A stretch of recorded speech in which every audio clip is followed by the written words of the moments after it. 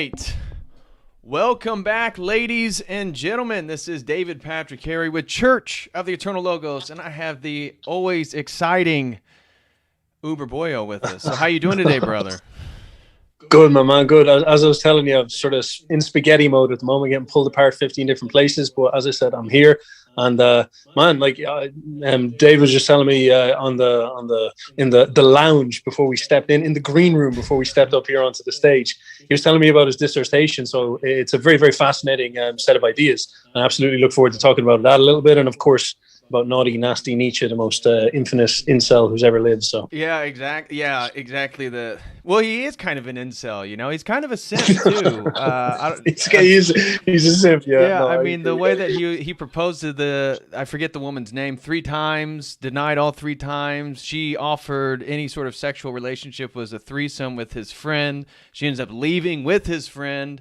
And then, you know, there's rumors within the Freudian circles in Switzerland, the psychological circles, that he was a homosexual, that he engaged in certain activities. Was Nietzsche bisexual? We know that he attended many brothels. So who knows? But yeah, it's very ironic. And that's something I want to get into you with today is how Nietzsche really doesn't embody any of his actual teachings. But what spawned today's conversation was some of your Twitter posts, your tweets. Oh dear. And your criticisms of what appears to be a very large swath of Christianity. And so talking about what seems to be sort of feminizing characteristics of Christianity, and the one that I responded to you about, whether you'd want to come on and actually talk about Orthodoxy and Nietzscheanism, is that you said Christianity is more unconscious than the Nietzschean philosophy. And so before we get into it, maybe you can kind of talk to the people, what got you into Nietzsche? And I take it, based on some of your other tweets, that you're not actually a full-blown Nietzschean, because you make moralistic claims which then would violate the undertones and the premise of Nietzschean philosophy in the first place. But what got you into Nietzsche, and what is it about him that you think is so powerful? Awesome. I'd love to talk about him in like several different ways, especially in the context of your dissertation, because I actually do think he has a very interesting, there's a very interesting place you can fit him in here. But I think let's clear up the elephant in the room. He was a simp. Absolutely. Like there's we talk about morality and the relativity of morals. So at when he wrote this book called Genealogy of Morals, which is the first Nietzsche book I properly read, which is what, there you go. This is what got me into him. I read that book and I was absolutely mind blown. I was like, that is one of the hottest takes I've ever heard. It was genuinely one of those kind of like worldview shifting moments. It was like a psychedelic trip off words. You know what I mean? I was like, man, I can't believe like that's just such a crazy way to think. And like he wrote that book to his friend called Paul Ray. He had a Jewish friend called Paul Ray. Yep. And Paul Ray, and Lou Salmon, I think she was a Russian, they used to hang out. Like, and Nietzsche was like the sort of like dork nerd in the corner being like, hey, let's hang out together, you know? And he's like trying to get Salmon, and then he proposes to her. He tells Ray, he's like, I'm going to propose to her. And Ray's like, okay, fine.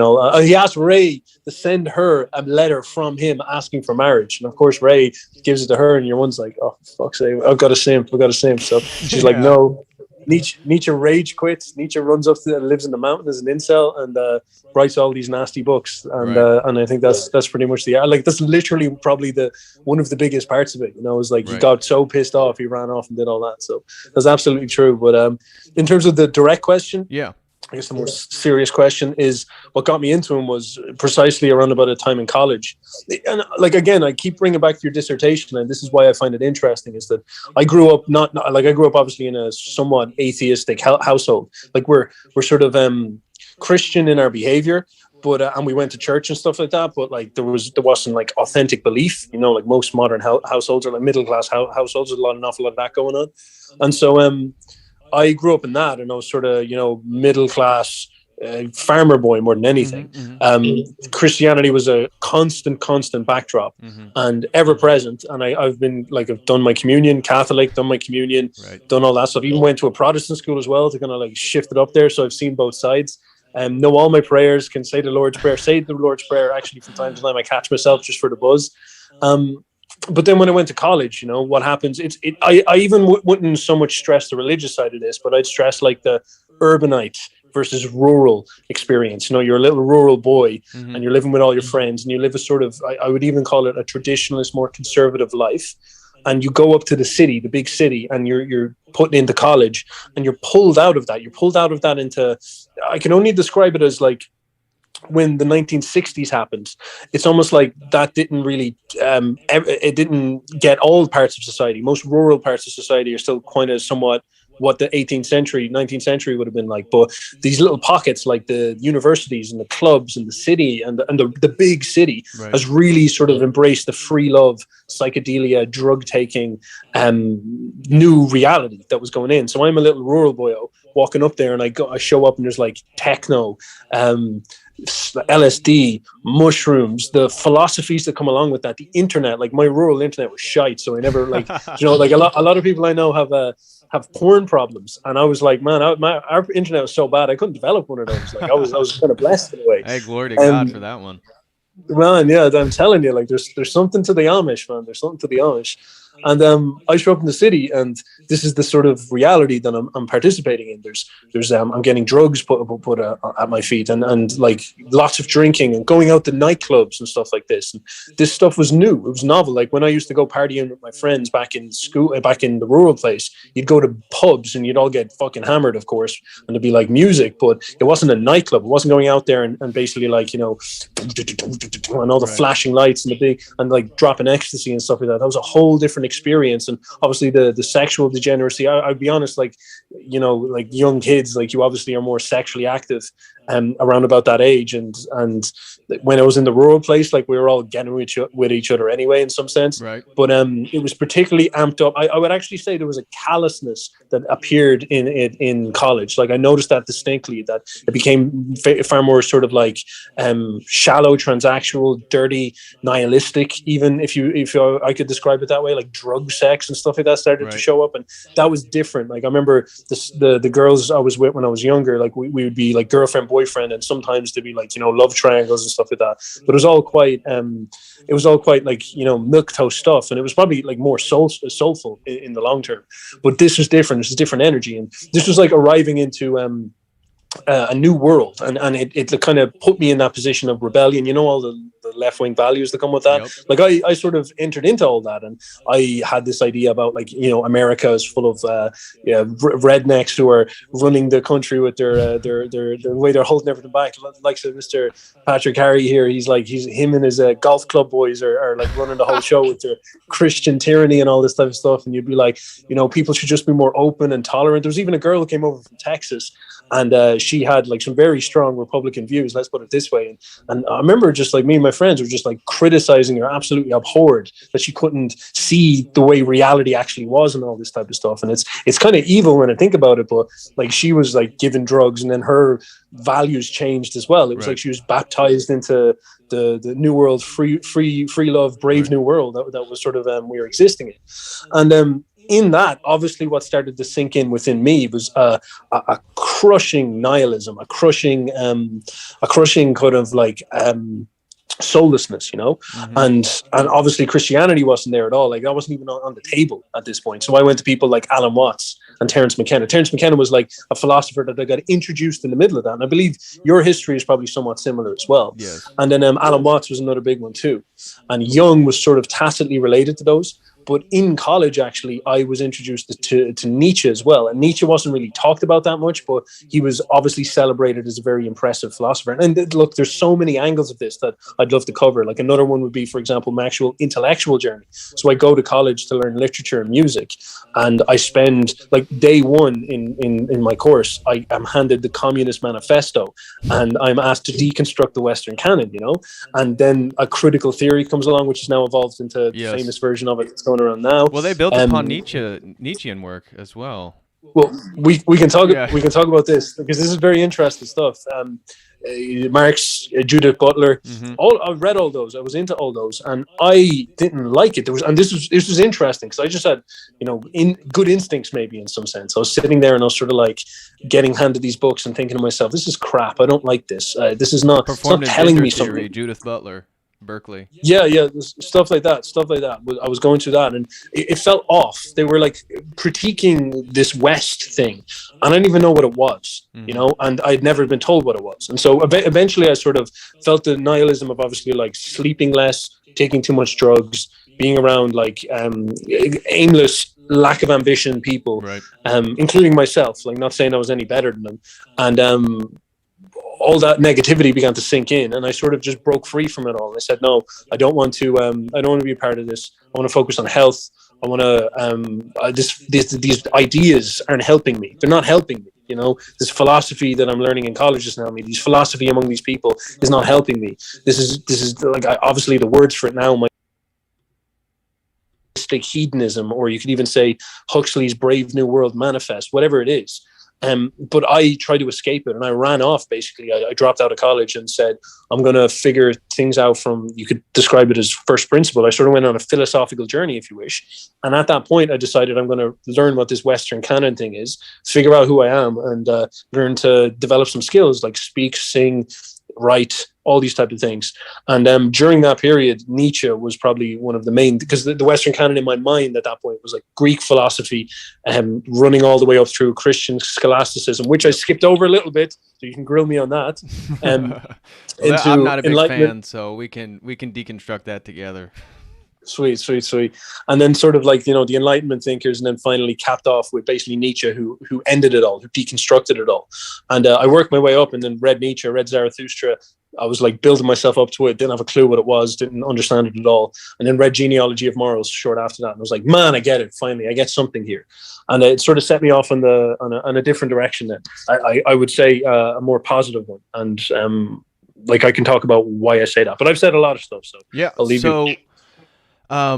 Okay. So one of the things you said in all that stuff regarding the, that I think we can bring back to a Nietzschean philosophical worldview, because today I really want to focus on Nietzsche's thought and how that relates to maybe some of your criticisms of some of the Christian clients you've talked about, or Christianity generally speaking. But when you're talking about the use of drugs and psychedelics, as I'm sure you would agree that the dissolution of boundaries, as Terence McKenna was always talking about, is tied to, I would say, at the intellectual level, the Nietzschean dissolution of the metaphysical boundaries, which then leads into his will to power, his Ubermensch philosophy itself, which is, again, he was against the objectivity of truth, sort of objective epistemological framework. That's why it always results back to power itself. But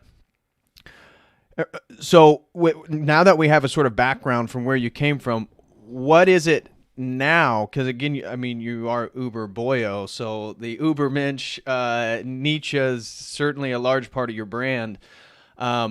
Where do you stand in relation to Nietzschean philosophy? You know, because interestingly enough, I would say that the one, you know, regarding Nietzschean ideas and Nietzsche's Ubermensch of the absolute individualization of a man, following Nietzsche is sort of, he would be very upset with that. He would probably want to mock and deride and maybe slap somebody around, although he couldn't because he was a frail little man. But I mean, that's part of his whole worldview, is, you know, is for every man to kind of find his own identity in the world. So now, given where you're at, and I'm sure you've probably gone through a journey since you've started your online profile, where are you right now in regards to Nietzschean philosophy? Where do you see it helpful? And then we can even steelman him in regards to Christianity, because I think he provides a lot of useful criticism, especially in the 19th century, regarding the death of God, regarding the state of the post-industrial European world. So take it wherever you want to go in regards to your relationship with Nietzsche now and where you're at in your own sort of philosophical, spiritual journey. Oh, you're muted. You're muted. Awesome. So there's two big ideas I really want to articulate here, like two huge ones. So I'll take them one at a time. I'll talk about the second one maybe in like a slightly a rant in a moment and all that. We'll put that on the thing. That one's actually really to do with like psychedelics, and we could call it Apollo and Dionysius. But I think the first principle I would like to discuss is the fact that Nietzsche is ultimately a style of thinking, less so than a set of like firm demands about how you should see the world. He's like a way of looking at things. I think in its most basic sense, that's it. Now, that doesn't mean that he doesn't have assertions. He has plenty of them, and we can talk about them. Mm-hmm. But the style that he would look at the world is that he's very, very good at looking at things as it's almost like maybe in a Buddhist way. He'd sit down and he'd see that things are ever changing. There's like, there's it's very hard to grab onto firmness in this reality on the long enough period of time. If you wind out to like history, everything dies, everything dissolves, everything falls apart. And of course, if you actually think about, he often called Christianity Platonism for the people. Right. If you often think about Platonism, it's almost like a sort of antithesis to this. Platonism would suggest that there are stable, permanent, fixed ideals and perfections, the logos in the sky. And well, that's just metaphysics in general is going to make that claim. So any sort of metaphysical framework. Yeah, yes. And so Nietzsche would get really angry at that. He'd like throw a bit of a tantrum about that, because that's sort of, how can I describe this? It could be true, and he actually says this, but it leads to a problem psychologically, right, where we become prone. We'll even leave out that jargon for a second. We become very prone to stiff thinking, because it's almost like, you can think of it like this way: you know, a boxer, and the boxer always jabs and then crosses and then left hooks, and that's the way you do things properly. That's the ideal. And his coach tells him that. And then some other boxer comes along and figures out how to counter the left hook. And you're fucked, because you're stuck in this stiff thinking and you can't break out of this stiff thinking. And every time you try to sit the boxer down and be like, and the coach, and be like, you might have to think differently about this. They get stuck in their frame. Right. So he's very much critiquing this, and he very much allows a more fluid way of thinking. Now, this, of course, is quite destructive. It's deconstructive, precisely. Yep. But it's not that it can't have value. Oh yeah, maybe it won't. I think Nietzsche has a lot of value, and one of the things is that he's, you could often consider Nietzsche one of the greatest philosopher artists. I mean, his German prose, his poetry. Again, I don't read German, but you just have to dive into any sort of scholastic analysis of Nietzsche, and he arguably is one of the greatest since Plato, a sort of philosophical artist in the way that he goes about it. And that's where he wanted to replace religion with art itself, because of the subjectivity, or what he would call the perspectivism of the world. Because again, he's doing away with metaphysics, which does away with all the a priori Kantian, if you will, categories before experience itself. And if I was to bring this down to like as simple language as possible, he in some sense, and we have to assume that he meant he had good intentions. He in some sense was looking at what was going on with the West, and he realized that we need to introduce more fluid thinking, because the stiff thinking is not going to work in the next 300 years.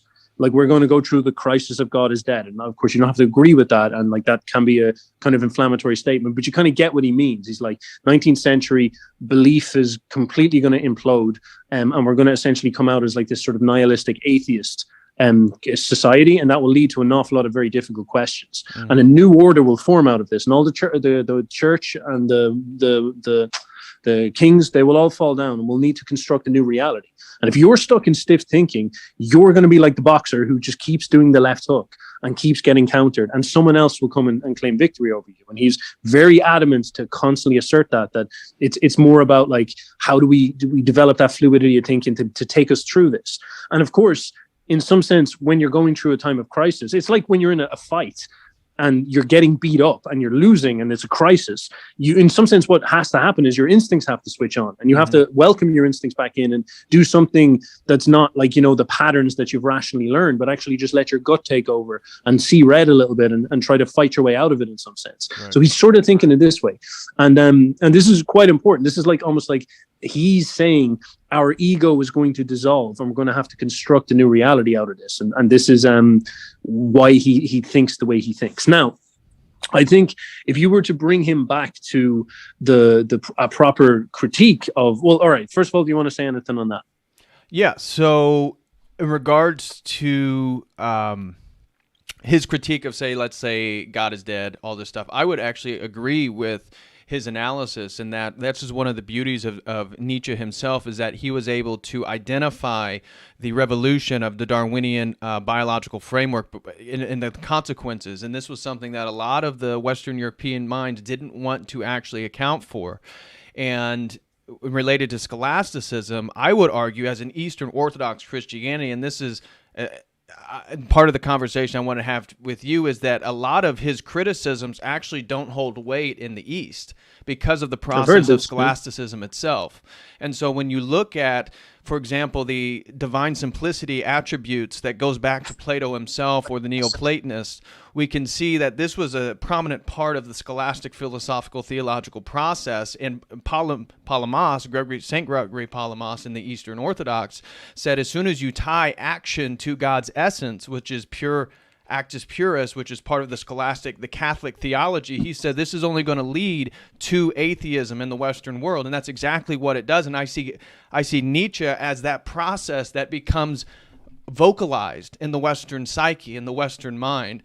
And so because its theology itself undermines the tenets of what Christianity is actually proclaiming, that's why in Eastern Orthodoxy, God's actions, God's energies are separate from his essence. This is a really important distinction in regards to philosophy, and this is why you see then, because this absolute divine simplicity, that's why Nietzsche then, he simplifies it down just to the individual and creates this absolute individualistic philosophy, where then you can see Heidegger move into his metaphysical ontology, if you will, by focusing on being as being, reverting back to Aristotle, reverting back to the ancient Greeks, and trying to get back before the scholastic process itself. So I think I agree with Nietzsche that God was dead. And this was the problem with the Western psyche itself, because the value structures of the Catholic Church and also Protestant theology aren't adequate to deal with in the ramifications of Darwin's findings. Although, again, we can get into Darwinism and how macroevolution that's really come under scrutiny now, and that's really kind of fallen apart. But speciation and microevolution, this is absolutely true. So we can, and that doesn't violate a Christian worldview. But at the point when we're in the mid-19th century, yes, this stuff actually does create real problems philosophically and theologically. And of course, the Vatican and Protestantism itself wasn't providing a lot of answers. So when Darwin puts out The Origin of Species, the church then has to recede to a real significant degree in the Western mind. And that's now and that's where this tension between science, religion, and this bifurcation, this dialectic has been the process continuing really in the Western mind because of the inability of its theology to account for itself. Because in this we can get, I don't mean to go too far abreast here, but the presuppositions of what is it that we believe before we can even do anything. So the observation of reality itself demands objectivity in regards to the laws of logic and all this different stuff, and that's where Nietzsche, I almost think he goes crazy, because he feels like he's saying something objective, but his worldview defies objectivity itself because of the destruction of metaphysics.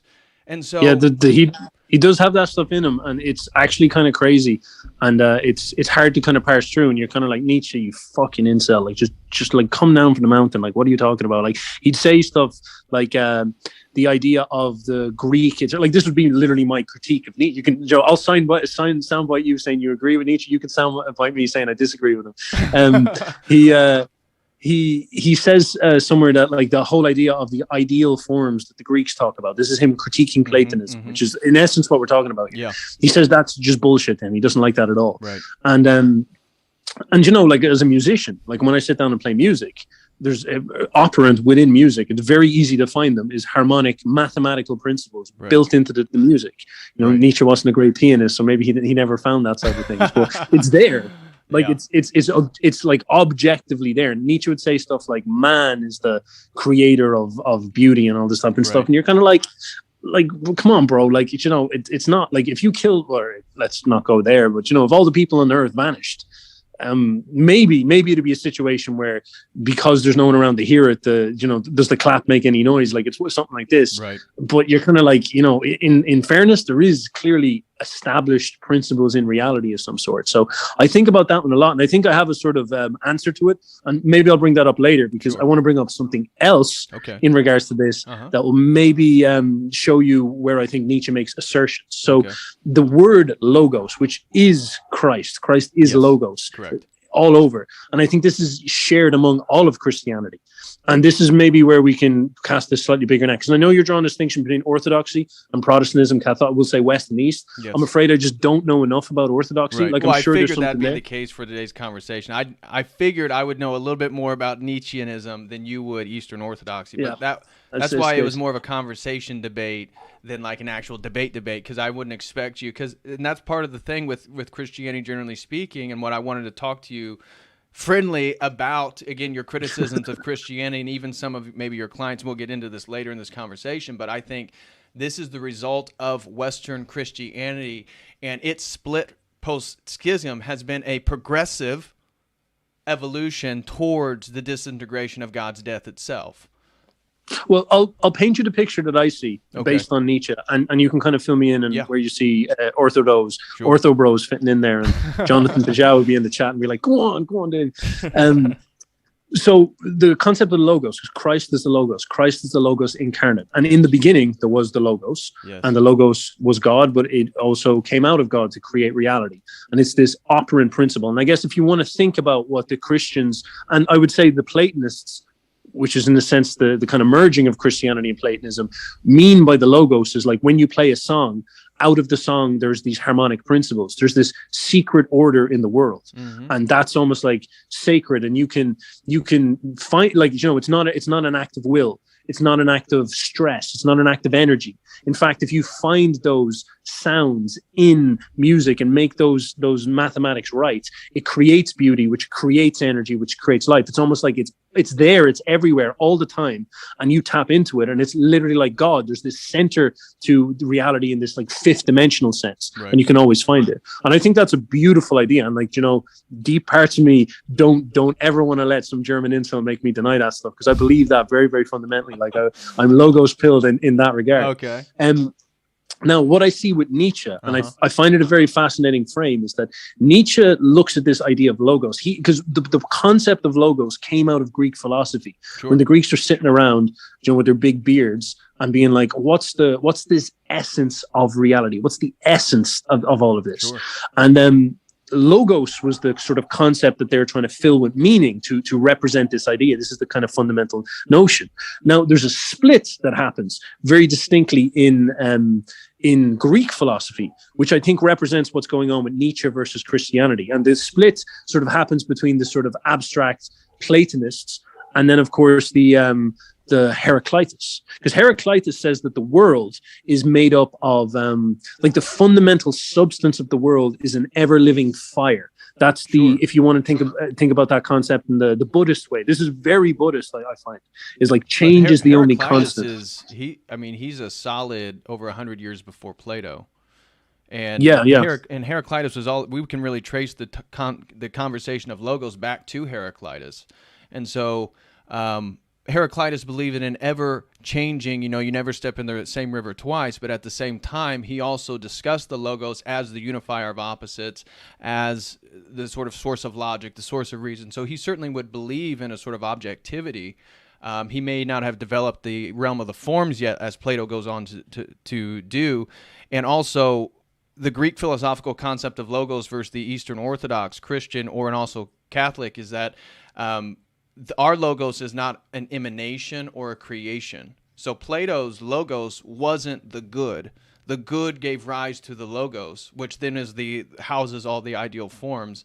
But there's an ontological distinction between the ultimate good and the logos. Where that's where Christianity is making an ontological claim of the essence of God being synonymous with the logos as a separate person, but the same essence.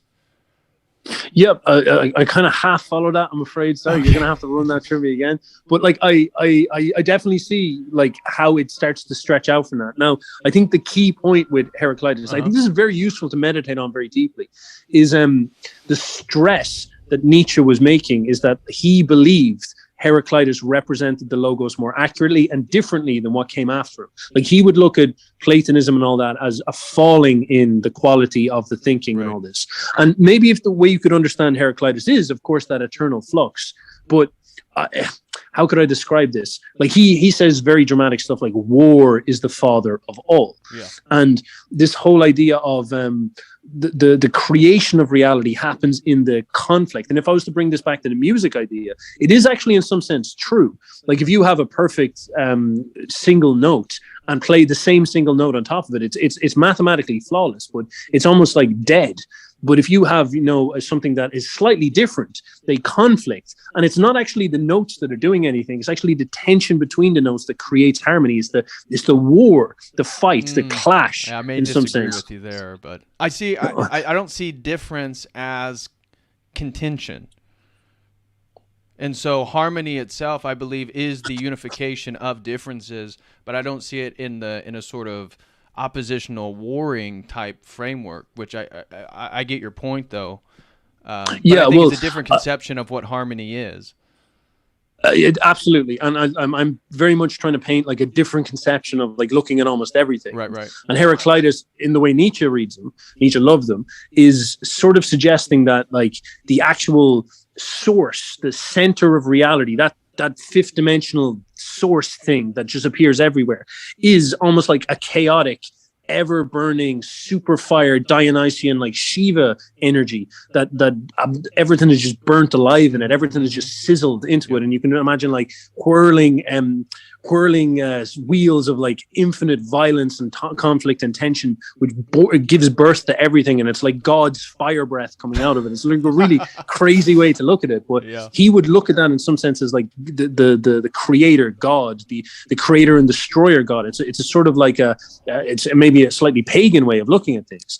And then what that conflicts very strongly with is the more ideal, harmonic, gentle. Gentle is, I don't mean to soften the language, because there's a very strict severity about objective laws and stuff like that. So you could say strict, formalized, and I would even say that we'll talk about this later, Apollonian, Apollonian, articulated. Exactly, and in some sense I'm describing the Dionysian version of logos versus the Apollonian version of logos.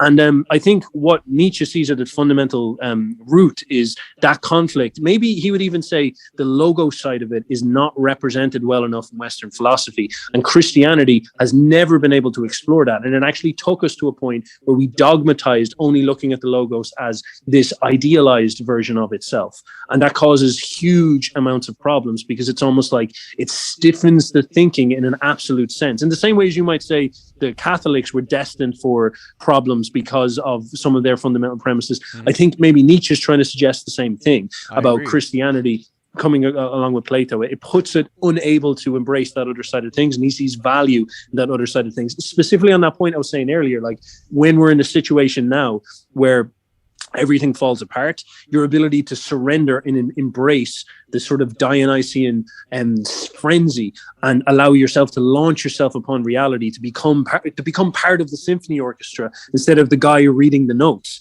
is actually the thing that's going to pull us through as we go forward. And I think that's a very interesting idea. This is your personal argument? You believe that?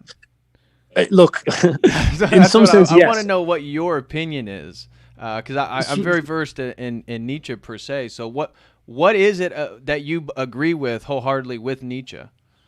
Yeah, that's a good fucking question. I'm a bit struck between these two sides, because as I said, I see them both, and this will be the kind of problem dealing with an artistic mind, is that I love looking at different ways of looking at things, and there's very little firmness to me. In some sense, this is part of what I described. Like, I don't see things as firm. If I was to describe to you what I like to do and how I like to think of how I think of reality, I would actually, like, I can't make some type of declarative philosophical statement, but I try to look almost like historically at the processes that are going on in the world. So if you want, I can go into that, but that'll be another like 3 to 5 to 10 minute rant. So if there's nothing you want to just narrow down, I mean, what is it about Nietzsche? I mean, is it do you believe in a will of power? You're talking about the sort of Dionysius chaos that we now exist in, but the framework that you somehow have to join it, and that is like joining this harmony. Again, there's so many presuppositions,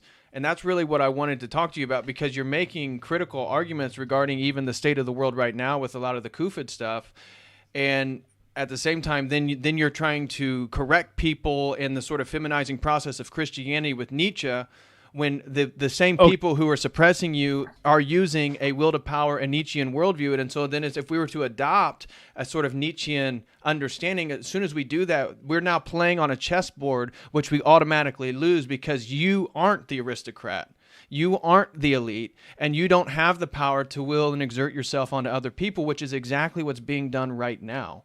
And so that's where I saw like a foundational contradiction in some of the tweets that you were tweeting. That's really what I wanted to get at in the conversation, is what is it that you do believe?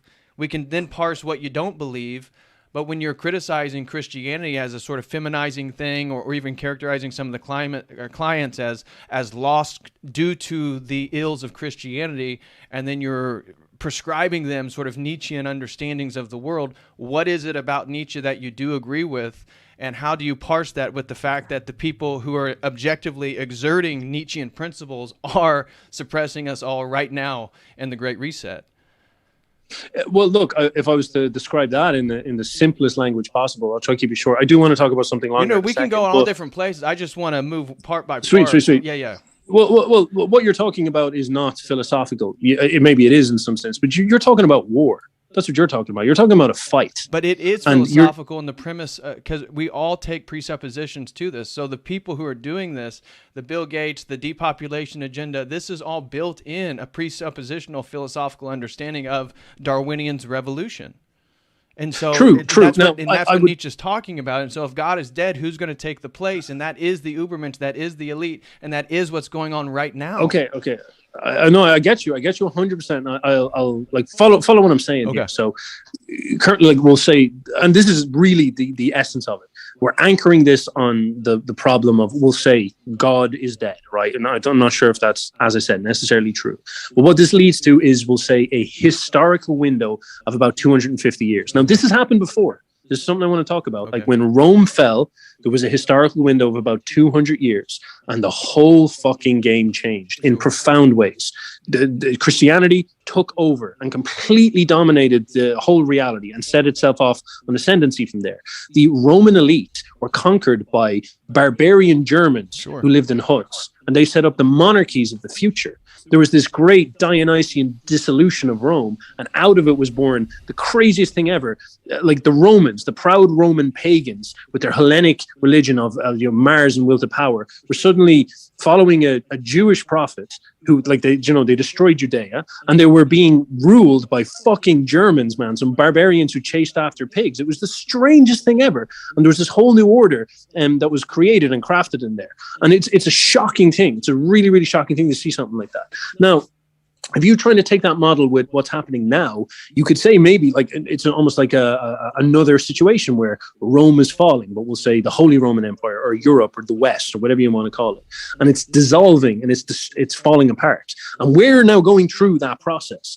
And like you described it, there's a sort of problem, because there's some people who understand that what this process is, it's like a fight. It's like a jostle for status. It's like those German barbarians who were very healthy and very strong and very self-interested. And they were just asserting themselves upon all these Italians and all these, well, they weren't Italians back then, but all these Romans and all these, the carcass of Rome. They were just asserting themselves upon. They had good instincts. They didn't probably really understand much of what they were doing. They were just following their gut and claiming power, becoming the masters of reality, becoming masters of the future.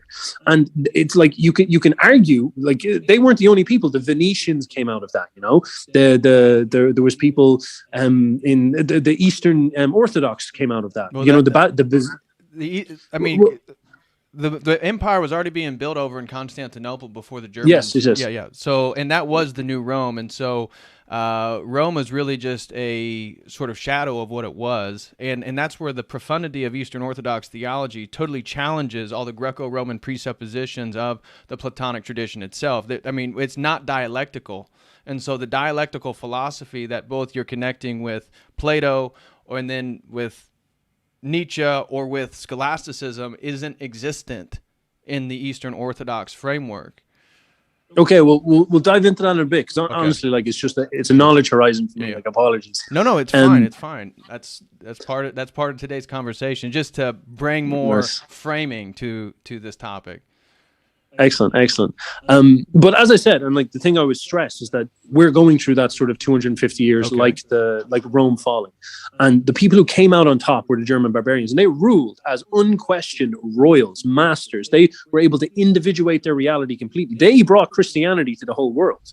They were the chosen ones. They established themselves and became unbelievably like beyond belief powerful. The peasants underneath them were literally in a social, like immobile social caste beneath them and sat underneath their feet. It was incredible what happened. The aristocracy of old Europe, and that has fallen and that is gone.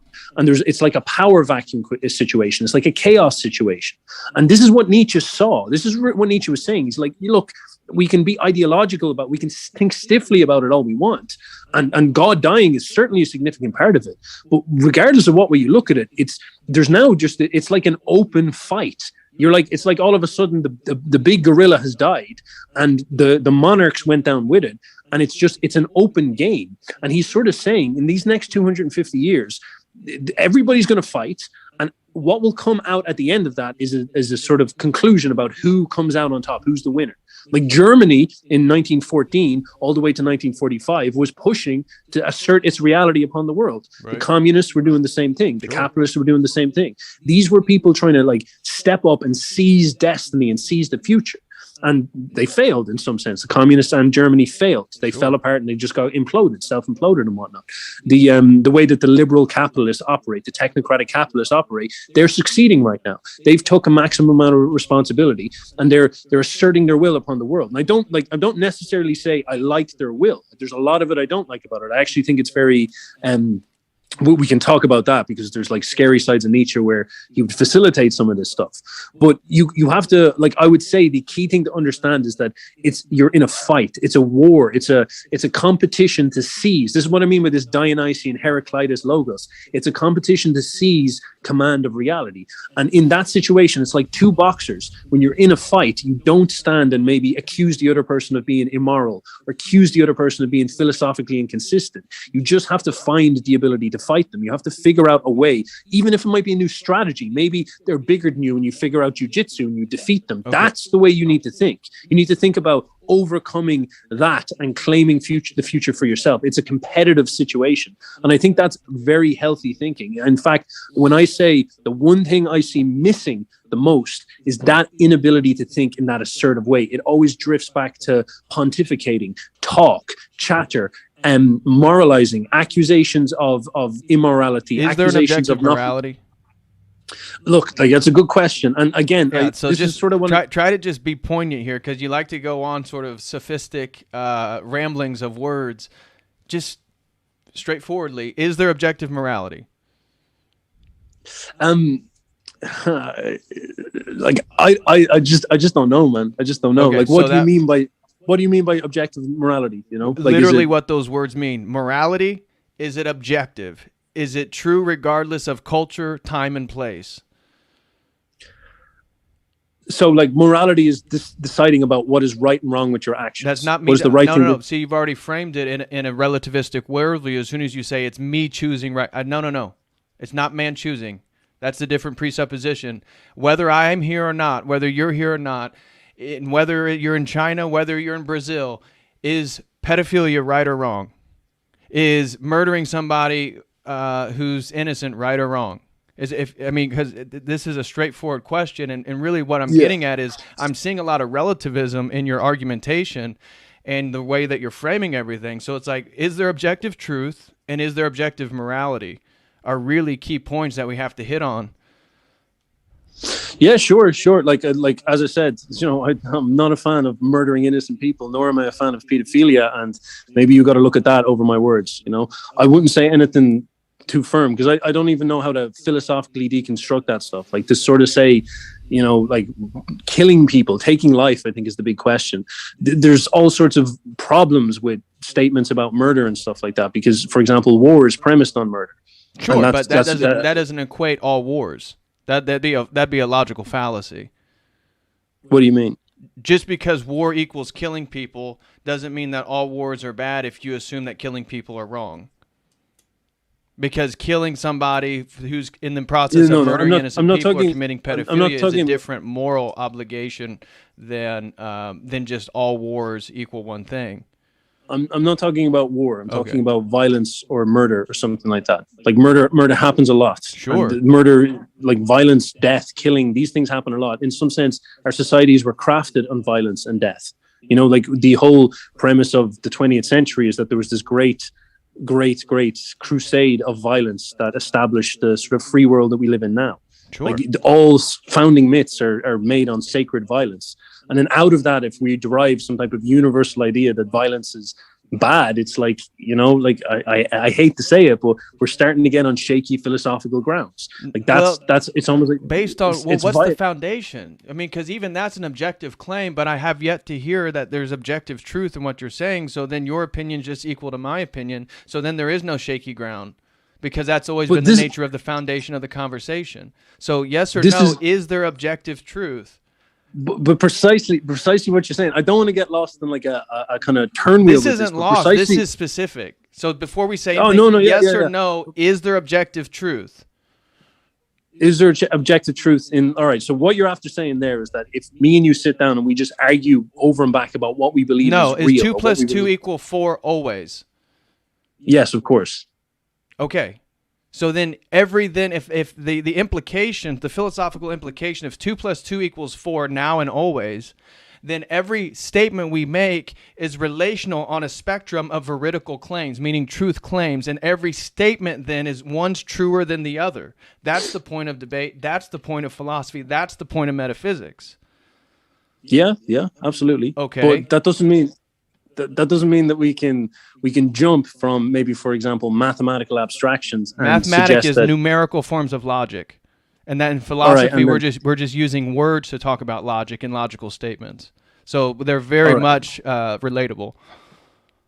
Oh yeah, I can understand the relatable, but can we say, for example, that human behavior can be very neatly categorized so that we can correctly organize the axioms to create a logical sequence of statements out of this? Like, for example, genealogy of morals is precisely about this. It's about fucking with your head and making you think, all right, wait a second, the morality of people of the past who created cultures, he would call the masters. Yeah, I get it. Nobility, noble, and then again, the base, bad, mean equals villain equals, peasant. I get it. I get it, but what he's using those argumentations for is to deconstruct the objectivity of a metaphysical morality, a metaphysical reality that exists outside space and time. And so if you believe 2 plus 2 equals 4, then you're already assuming a metaphysical framework that's outside space and time. Because if you adopt the Darwinian Wallace theory of evolution, you believe that the Big Bang happened 13.8 billion years ago, and therefore from that point onwards, compound particles have been becoming more and more and more complex. And if that's the case, then reality, like Heraclitus believed, it's always changing, it's ever flowing. Therefore, there can never be true statements, because where do you touch logic? But if the universe is only physical things that are always changing, how can you ever make a truth claim? And where is logical axioms? Where is 2 plus 2 equals 4? Where are numbers? Where is love? Where is justice? You can't touch these things. This is called philosophical transcendentals, and that's the deeper heart of the question. Then you're assuming philosophical transcendentals, and then you root it back into this dog-eat-dog world of materialistic competition and all this stuff, which is it's a fundamental contradiction.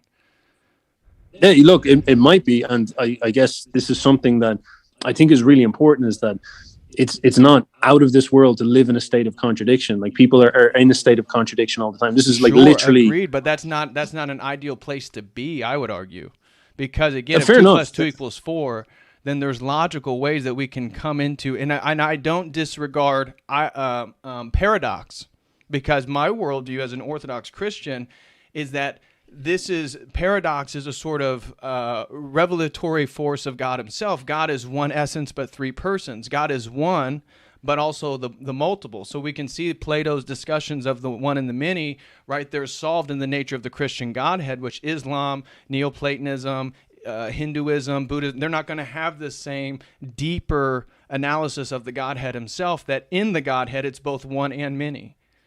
So that's like a paradox. So I'm not against contradictions in regards to the paradox themselves, but when we're starting to talk about truth claims, we now enter into a realm of philosophical discourse where you can't just make an objective truth claim and then contradict yourself at the foundational level and say, well, we all contradict ourselves.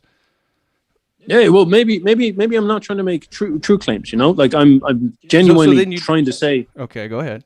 I'm genuinely trying to say, like, constantly, like, this is just an issue. I described to you earlier, like, the two frames of logos. Right. I don't know which one of those I like to choose. I believe them both in some sense. And maybe that contradiction is the sort of eternal essence. Maybe I'm getting close to two parts of the Trinity or something like that. But in fundamental reality, like this is something, I think there was a study done where they got, like, I don't know, some type of fucking AI or something like that.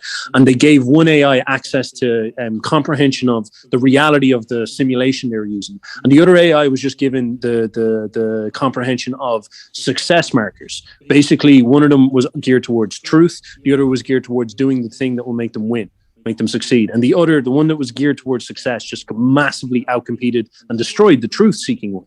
And this is like a very big problem, because I know what you're saying, and like I'm not necessarily sure I'm making any sense at all. I could be completely wrong. I get that. But at the same time, all I see is losing, is what I'm trying to say. And maybe you're suggesting that the way to win is to get back to truth and stop saying bullshit and stop prattling on sophistry, which is fair enough. All right, that could be an answer. But at what point do you kind of pause and say, wait a second, what if the answer is not that? Is it possible that there's other answers? Would one of them be, for example, when you're getting beaten up, to just turn around and say to yourself, fight back, assert yourself, stand for something, find something in yourself, dig deep?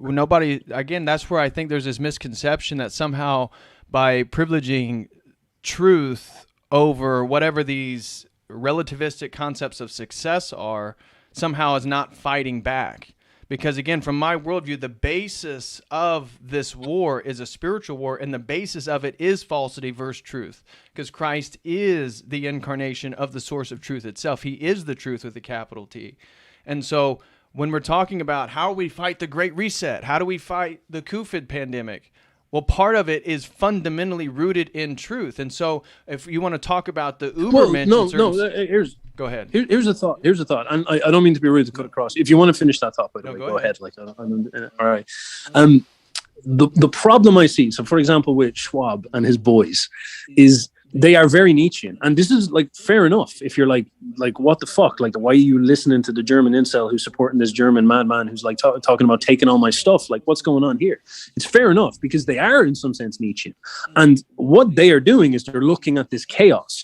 And this is, I think this is really important, because this is actually about specifying the reality we're in, as opposed to talking about abstractions like truth. And maybe that annoys you. But it's not an abstraction. I mean, the reality. When you say the reality that we're in, I can talk about it at any level. It's just my epistemological framework has, again, if you want to get into Jung, there are many levels of what I would call truth. You can talk about the archetypal, we can talk about the pragmatic, we can talk about the ethical or the epistemological. These are all different levels. These are layers of an onion. And so just because I'm moving between layers doesn't mean that we're moving from practicality to abstraction. It's just different levels of the same conversation. Okay, fair enough. So let's assume then that I'm choosing to box myself into the historical perspective, and that might be a mistake. We'll keep it there, then we can focus right there. And that might be a mistake on my part. That's absolutely fair to critique me on that. But an awful lot of the way I look at this stuff is trying to specify it within historical processes. Okay. So, for example, the Industrial Revolution sets off this massive changing of everything. God dies during this process, allegedly, and then we're in this position now where but the God dying, Nietzsche's God dying, is tied to the metaphysical implications of Darwin being true, because that equates then man's ontology to the state of an animal, which relates back to this cosmic understanding of the 13 point, not that they had the cosmology back then, but that concept of the 13.8 billion year ago Big Bang theory. This is tied to the Darwinian revolution, and this is why God is dead, because the metaphysical assumptions go back to Kant, go back to Kierkegaard. Nietzsche saying, look, all the non-physical, the metaphysical foundations are totally undermined if Darwin is right. In the gay science, I'm saying Darwin is right. Therefore, we have to do something about this because everything that we were holding on to non-physically can no longer be the case. Yep. Yep. So God is dead. I just want to make the point is a metaphysical argument on Nietzsche's behalf. Yep. I understand. It's the way I'm looking at it this way is he was diagnosing a problem that was already there. Like, as in, Agreed. People were stopping. I would argue since Scholasticism itself, because what I would argue is that as soon as is the process of natural philosophy or natural theology. So what Scholasticism did that the East doesn't do is for example, induction, Aristotelian forms of induction, that somehow I can sit here on a chair outside and I can observe nature and I can come to truths, whether it be philosophical truths or theological truths. That's already assuming an entire metaphysical reality of the laws of logic, for example, number theory, all this different stuff. I'm assuming, but my observation of nature doesn't ever able to prove my assumptions. Right? It doesn't matter how long you observe nature, you can never prove the existence of numbers or the existence of the laws of logic per se. And so that's why then as soon as the West gets going in the scholastic process of not dealing with its presuppositions to get going, as the East does, that we begin with revelation. That we believe revelation is the ultimate presupposition. So then we have scripture. Now we can account for the metaphysical reality. And now, okay, I can do natural philosophy, but I already assume God.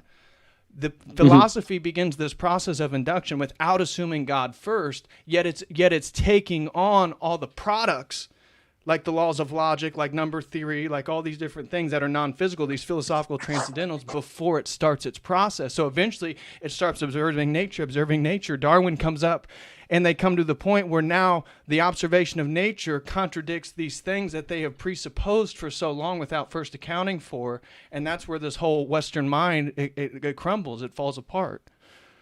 So to me, to sort of steelman your argument while kind of blending it with what I'm trying to say. Okay. So this historical process kicks off, and we're assuming now that at this point there's a sort of a sickness in the way that the West is thinking. Yes. And this historical process kicks off, and the Industrial Revolution kicks into gear. Well, and this is not good. There's multiple years in between because you still have the Renaissance, so you still get the humanism of the 15th century, because the Industrial Revolution isn't until later, 1600s, 1700s. And that's where man in our anthropological framework is being changed. Is man separated from nature? This is where Nietzsche is astutely saying, look, guys, if Darwin is right, man is not separated from nature.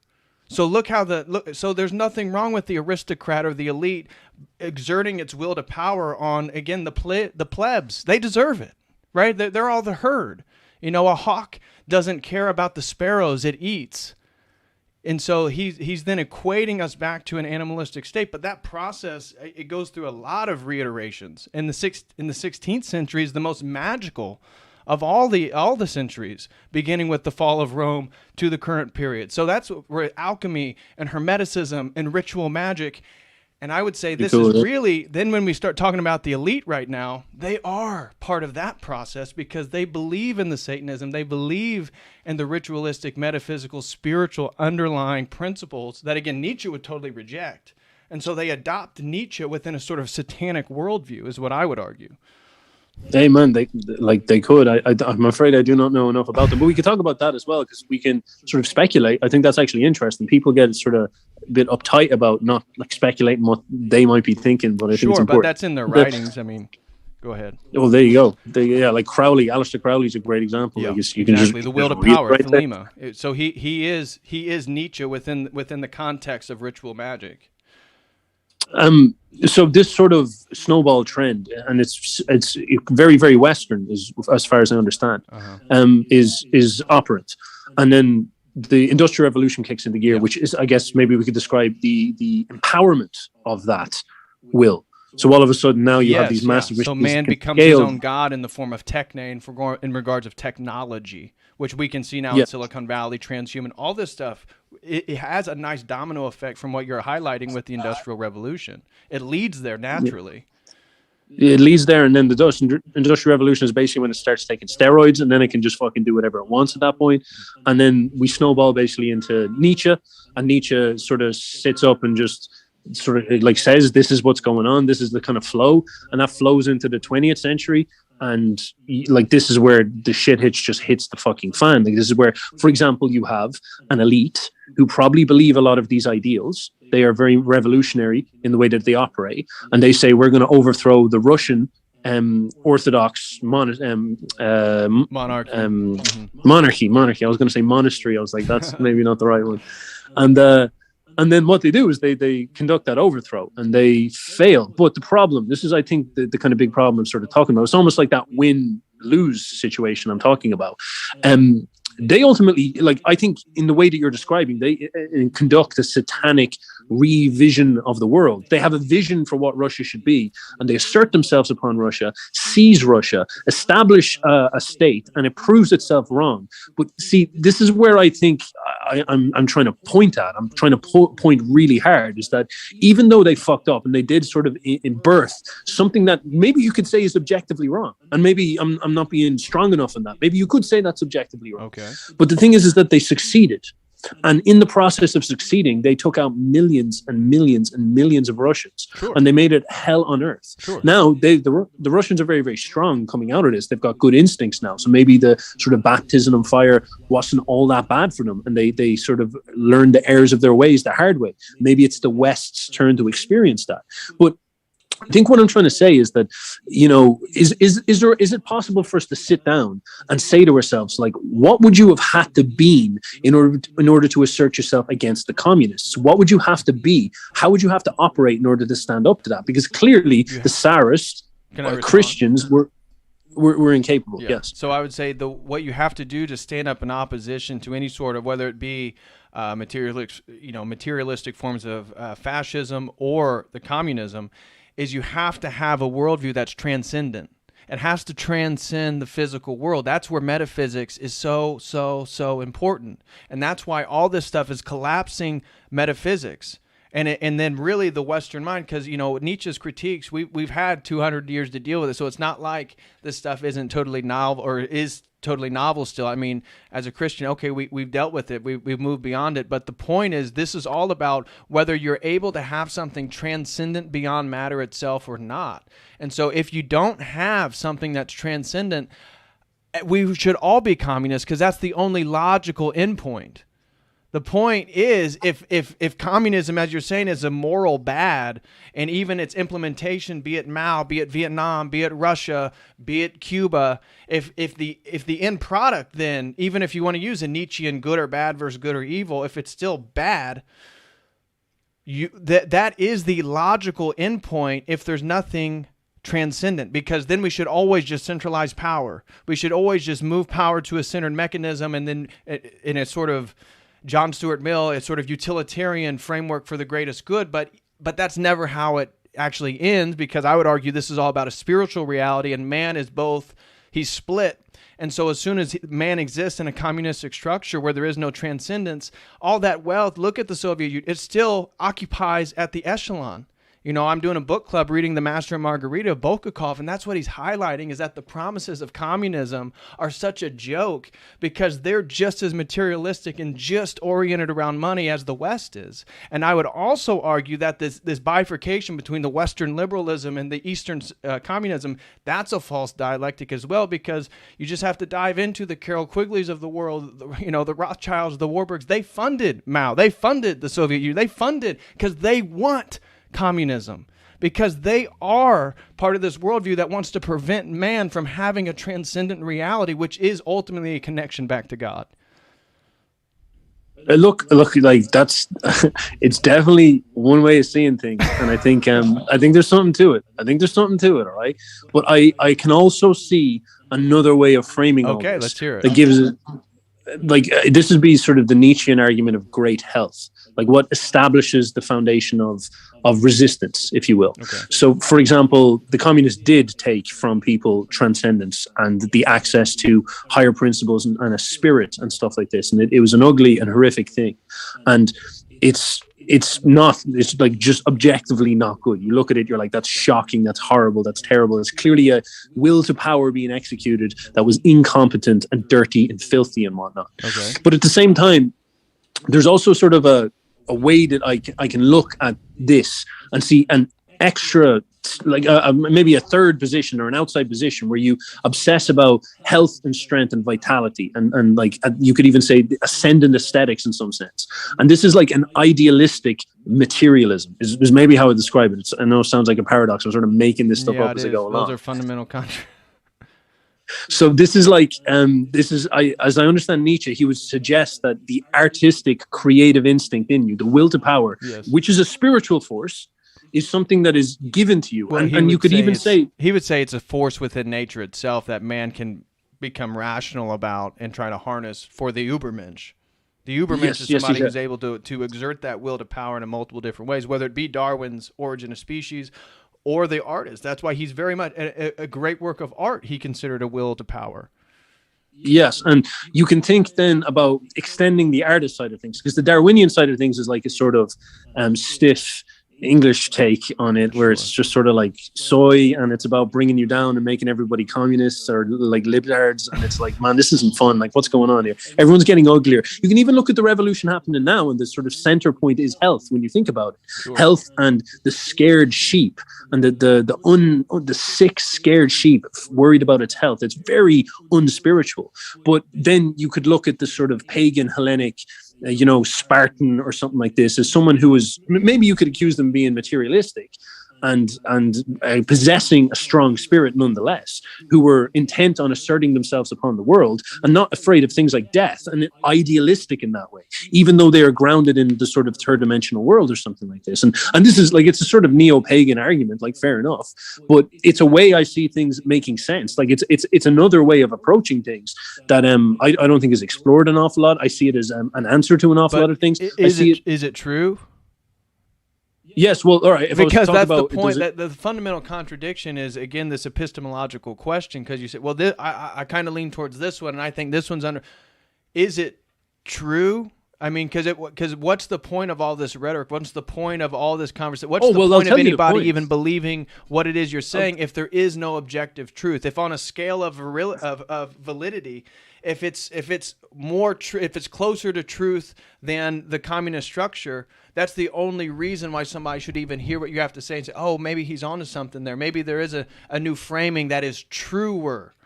So without objective truth, it just means that we're all just performing linguistic semantics, and it's just not necessarily at all. No. That's definitely not true. Like, for example, the whole premise of science is a pursuit for truth, but we come up with ways that we can figure out how to do that. And so empiricism would be a very, very down-to-earth form of doing science, where you suggest that you verify carefully based on your experience what works. And so in some sense, the grounding of an awful lot of these arguments is me working with people specifically. But if the world is always if the world is always changing, because I believe that you're probably a Darwinian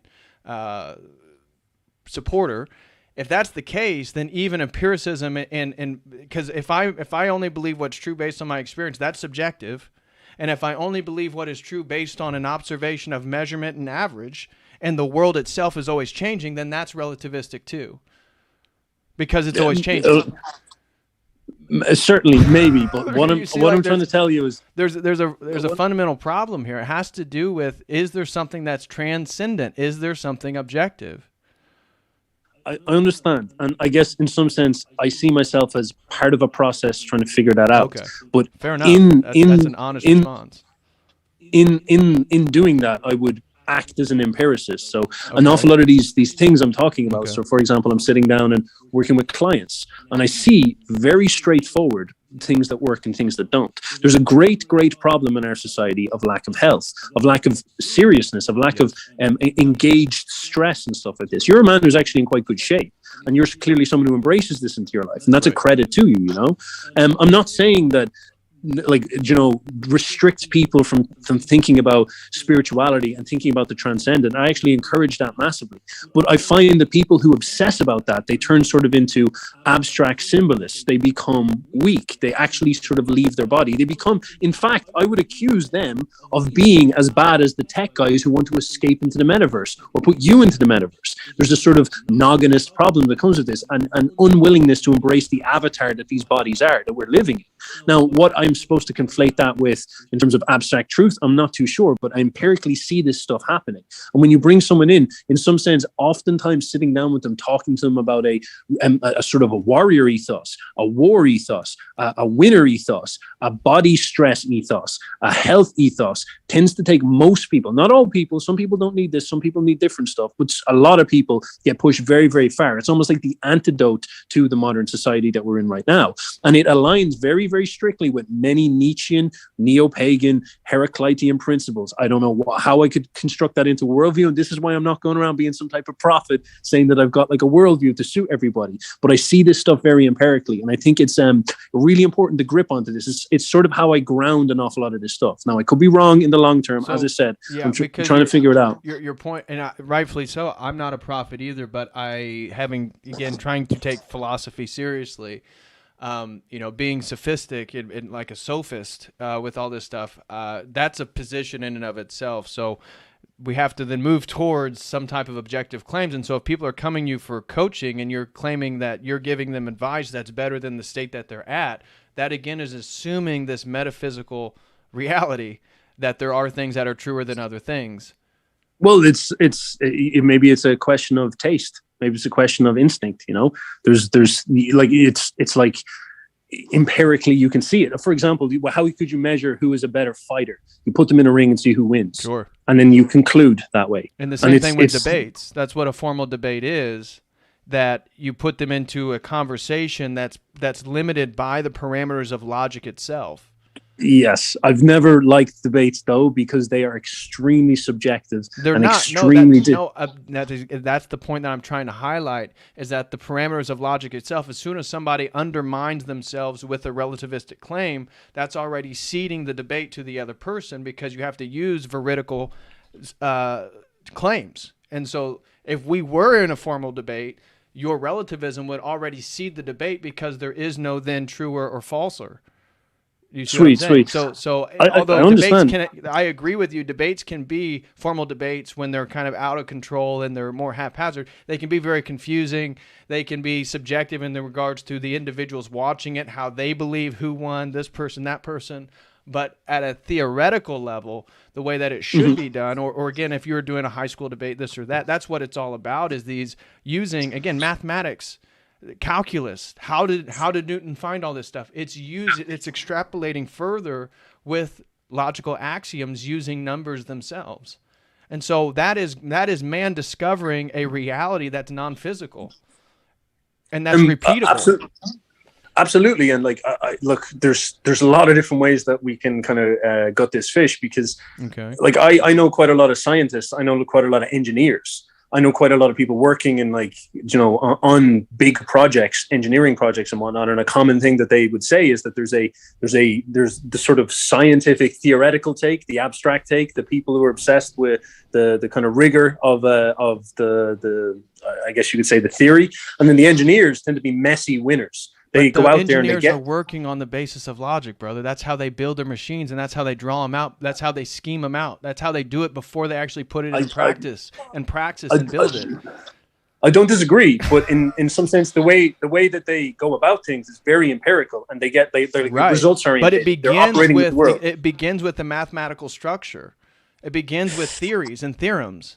That's sometimes not always, brother.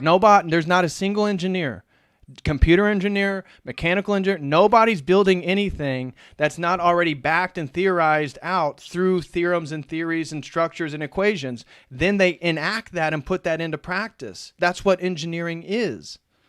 No, man, I've seen loads of people build stuff like, going off their gut, going off what they know. Like, it's a creative process. Okay, well, they have even that they already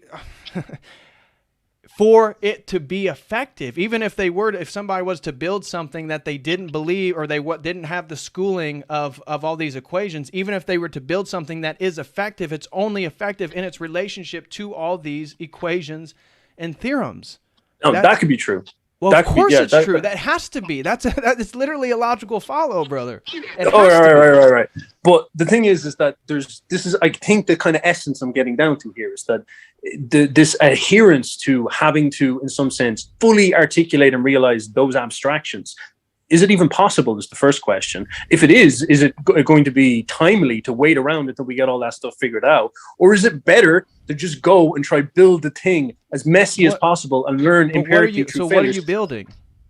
Well, it's the same question. It's the fight thing that it comes back to. Like, you're in this situation, and there's people in this reality who have comprehended the historical process, and they've established a very clear and articulated step-by-step vision that's comprehensive and well thought out and well organized, to the point where they can literally keep you in your house for 2 years. These people aren't messing around, and they've enacted their will, and they're enacting their will upon you, and they're getting a messy win, and it's not going perfect. Okay. And all I would say is that, look, if you want to stand against that, I don't want to demoralize and say something like, oh, these people deserve it because they're Nietzschean and all. I don't mean that. Like, there's definitely something ugly about it. I don't know enough about the world to say if what that is supposed to mean, but there's something ugly about it. There's something not right. But at the same time, they could win, just like the communists did. And you have to ask yourself, what do you do to stand up against that? And ultimately, it comes down to the question of, what does it mean to win? And usually, to win, you have to get messy and do the right things, as opposed to think about the right things. What is winning? Again, it's like you're in a category and then you jumped right at the end to another category. So, okay, agreed. The people enacting a Nietzschean worldview on us right now, we are subject to their will, no doubt about it. We want to change this. We want to fight back against it. By just doing things in the world isn't gonna fight back against it. Ultimately, people are going, again, if you're into Jung, I'm sure you're into Joseph Campbell. The hero's journey is a sort of self-sacrificial process of which is going to be rooted then within a sort of transcendent value structure, a metaphysical reality of some sort or another. And so the way we get out of this, like I said to begin with, at a very abstract level, is you have to have some sort of transcendent worldview. So whether it's the Muslim over in Persia who's going to speak truth and he's going to be persecuted and he's going to be thrown in jail, but that's going to have a ripple effect in society, that's certainly doing something pragmatically. But the only thing that gives him the courage to do it is to be rooted in an oppositional transcendent metaphysical structure. Now, of course, I don't believe in Islam, and we can get into that's a whole nother debate of absolute divine simplicity of their theology, but that's the only thing that's going to get people out of this structure is going to be transcendent presupposition, transcendent reality, a spiritual reality of man himself that's going to take us away from the Nietzschean, as he correctly criticized, that we're equal to animals. Because if we're equal to animals and then we're going to fight back, we're going to build this engine without any sort of equations, without any sort of theories, without any sort of metaphysics, you're going to lose every single time. Doesn't matter if you go to the gym and get shape or not. Doesn't matter if you take your zinc, your vitamin C, and your B12. Doesn't matter, because they're going to invert their will to power. And so the only will to power is to follow, in my opinion, as an Orthodox Christian, God's will, which is superservient to their will. And that if I have to give my life up to do what is right, so be it. But that's going to have a ripple effect. And that's going to be the difference between Christianity taking over the Roman Empire versus this post-Nietzschean 250 years you're talking about, is that the problem is people in the individual is only self-reflecting and concerning with themselves, which I would argue Heidegger and himself and his being as being and his whole metaphysical ontology is exactly that. And that's the problem with German thinkers, really, from Nietzsche forward. It's always about the interior state of oneself, which can be true, that's valid, but really the big thing is the focus on the individual for self-sacrifice for the collective, and that is fully embraced, if you want to use Jungian archetypal language, within Christ himself. This is how one individual can save the collective. Now, obviously, I take it literally, but that is a way in which we can understand how we get out of this process. True. Everything you said is correct. Everything you said is correct. But like the thing I'm saying is that that's a strategy. Like, that's one strategy. It's like we're in a boxing match, okay, and we're talking about what do we do. and you are saying, right, when you start, like, he starts raining punches on you, just punch, I don't know, uppercuts or something like that. That's one strategy, and in some sense you're discussing martyrdom, and martyrdom definitely works, and it really gets people fired up. It's not just martyrdom for what, though. It's more than just. It's more than just that. For the truth. It's literally for freedom. I agree with you. Getting fit, the B12, doing the pragmatic, practical things. Agreed. Go, if you're a man, go lift weights. Go build your testosterone. Make sure that you're. But there's more than that. There's more than that. Like, sure. We're not talking. But it ultimately roots back down into something that has to be transcendent. It's not just a strategy. It's the only way. Because what other strategy is there? And that's where this process, like what people are realizing right now since 2020 is crap. No, wait. Maybe there is a moral objective reality. And if that's the case, I got to start taking this stuff, because now that is a cascade effect. That is a domino effect that's eventually going to lead somebody to saying, okay, well, if that's the case, then God must be real. And if that's the case, then which religion is true out of all these world religions? And it can't be perennialism, because then that does the exact same thing as relativism and contradicts itself at a fundamental reality with, well, theism is the same thing as atheism, and polytheism, same thing. Well, that can't be, because they're fundamental contradictions. So it's not just a strategy, because that brings us back to relativism. I'm accusing it of being a strategy, and in order for us to take that perspective, understand that it might not be the only strategy. And this is what I mean by this stiff thinking. You have to permit yourself, almost like self-criticism, to say, maybe I'm not being creative enough. Maybe I'm not thinking outside the box here enough there. And I think you have to take that seriously, because I hear people all the time say, well, wait for this slow reactionary process to take over. But if you're a boxer and you're standing against someone else, what you want them to be is in a state of reaction. You want to think about what they're going to do, and then you want to jab them so that they give you a reaction so that you can knock them out. This is what's going on. These people who are operating right now are very well organized, and they've gamed an awful lot of this stuff out. Now, maybe it will be enough. I'm not saying like Jesus, like, I'm not even trying to demoralize people. Like, man, I hope I have the fucking bravery to do what's needful when the time comes. But at the same time, there's no reason why you can't sit down and try to think of creative strategies in a very empirical sense. Sit down and say, what are other things that can happen? For example, this has not been a universal thing across the board. There's been countries that have literally just said no. There's countries you go to, I've been to them, where you go walk around and it's not like, you literally walk around and they're like, they don't take it seriously. They think it's a joke.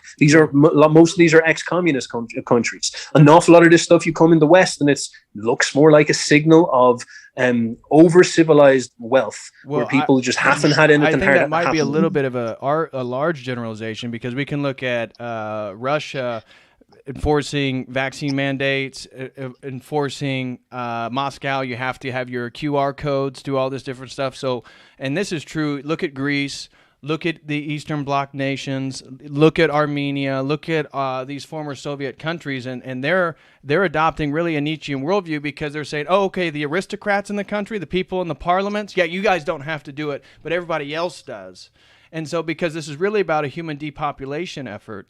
But when you're talking about the multiplicity of strategies, I think really the part that we are, because I think there's a lot of that we agree on in regards to your pragmatic advice for people to take in regards to response to this stuff. I think we would probably agree on a lot of that. I think the big one is the reality of a spiritual warfare. And so if I really want to combat what's going on, first and foremost, as an Eastern Orthodox Christian, it's going to be tied to my sin, because it's people's inability to stop sinning and buying into sinful behavior that is perpetuating this ball faster and faster and faster. And so in my worldview, as individuals, as you in Ireland, or me here in Indiana, or somebody over in a Soviet bloc country, by we then choosing to be more moral, that is a cascade effect at a transcendent level that actually puts the world into better order. It's not just Jordan Peterson speaking the world into order and cleaning up your room, bucko. That is part of it, but it's way more. It's literally a spiritual reality. And I would say that's probably where we are disconnecting at that level right there. Yes, we're clashing, and like you're firmly saying that that's the only answer. It has to be. Because every materialistic response is going to lead to the problem we're already in. Okay, fair enough, fair enough. And you're saying that firmly, and that's like, you're I standing firmly up, believe that objectively, yes. and that's the bro. There's nothing wrong because No, no. you want to see a world, you want to see a world that's better, where people are more healthy and stronger, and I absolutely like marry with that. I believe that as well. Right. Now the thing No, I'm I think saying, we agree on that too, yeah. I, I could be distinctly incorrect. I could be being a fucking spiritual cuckold. You could be standing up there in heaven looking down at me getting like fucking beat up by Satan or something like that at some point because I didn't stand on this, right? Maybe this is the case, but all I'm trying to say is that there's also a very serious possibility that there's a undynamic, uncreative, stiff thinking going on that's stopping people from thinking differently about what to do and not coming up with creative solutions. Okay, and I mean this first. So are you equating the stiff thinking with Christianity then? Is that because I mean you keep talking about the stiff thinking, but it feels like this might be code for something else? No. Okay. Actually, I do genuinely mean it's stiff thinking because Christians tend to think this way, but not all Christians are like this. This is just something I know. I'm like making a psychological statement. So if I'm hearing you correctly, then this is your criticism of some of the Christian clients that you're dealing with when you're talking about those tweets. It's that they're wrapped in a worldview of what you're calling strict thinking, and therefore it's not pliable, or stiff thinking that's not pliable in the dynamic process we're in right now. They're possibly clutching to a losing strategy, and they don't know how to entertain different ways of going about things. They can't think differently. They can't think creatively, and they're losing. They're losing, and they aren't able to say what would be some other way of doing things that might help us win. And I think that's a fair critique. I think that's, look, something to sit down and chew on is, I think, definitely wise. Because what I mean by this, for example, you have the finance system. A lot of people don't like the finance system. Agreed. Yeah, and the fiat currency. Yeah, it's fake. And what do these like tech guys come up with? These engineers, they sit down, and there was a lot of theorizing about this for a long time. And then Satoshi comes along and he comes up with this really crazy innovative solution. Is it even going to be the be all end all? I don't know. But it opened up a fucking avenue that blew a lot of people's minds. And that was really outside the box thinking. It was really profound thinking. That was in some sense neutral. It wasn't negative. It could be very negative. It could turn into the most dark way that they enforce, and sure. Like you have a central bank digital currency and all this type of stuff, or it could be one of those big assets of freedom. It's hard to kind of tell, but ultimately it was a novel, strange strategy. It was like, the fiat currency was like the big, strong boxer, and Bitcoin was like jujitsu. It just came out of nowhere. It was smaller, tiny, and strangled the big thing, and actually has it paying attention and all this type of stuff. And it's the sort of same with, you could say, conservative types, Christians, people who are worried about what's going on, and they hope for a world that's more beautiful and ideal, and they don't like all of this sort of very negative stuff that's going on. There might be other avenues that they might need to think about. They need to think more creatively in different ways. They might even have to think more long term in many senses, which is a bit of a problem as well. And this is fundamentally what I notice. And when I see what it comes down to, usually it comes down to it's literally like a sort of mindset issue. They need to sit down and say to themselves, all right, what would it mean to win? What would a vision of the world I would like to see look like in a materialistic sense? Like, how would I reform the world in a revolutionary artistic sense? How would I go this way? You often hear people say, for example, that the right doesn't have any of the artists and all this type of stuff. It's that type of thinking I'm talking about. That is fillet. I mean, that may have been the case in 1960, but we're in 2021 now. Like, that's a real old criticism, because anybody who has their finger on culture right now, meme culture, comedy, that's all right of center. So all the true artists right now are right of center. Yeah, and maybe it's moving that way because it's been that way since Donald Trump. I think 2016 and the rise of Jordan Peterson, this was just a shift of the global zeitgeist, showing that it's now to the right of center, because I believe this is a dynamic process of a pendulum. And when you talk about materialistic ways, I mean, Bitcoin and cryptocurrency coming in as an alternative to fiat currency is because of the problem. Again, it's really spawned out of a moralistic claim. That what's going on with the fiat currency and the centralized banking structure is a problem, and it's in favor of decentralization, which, again, my denomination of Christianity, Eastern Orthodoxy, is built on the premise of decentralization, where that's where post-schism you get the papacy of Catholicism. And so I don't see a whole lot of difference between the presuppositions of the papal infallibility and the papacy itself as centralizing authority within the Catholic Church to centralizing the authority within the pastor at the Protestant the front of the altar in a Protestant church to communism itself. All this presupposition in the Western mind is a sort of centralizing of power. So I see Bitcoin as hinting at a true nature of, again, a more divine understanding of material reality is the decentralization, which allows your individualism to occur more spontaneously. So again, if I want to fight this stuff in 2021 materialistically, I want to get strong, I want to get healthy, I want to become masculine, I want to find a woman to have children with, so I can procreate and I can then instill my values within these children of mine, and I can grab my own piece of land. I can become more and more autonomous, because that's really what this centralizing process is taking away people's autonomy.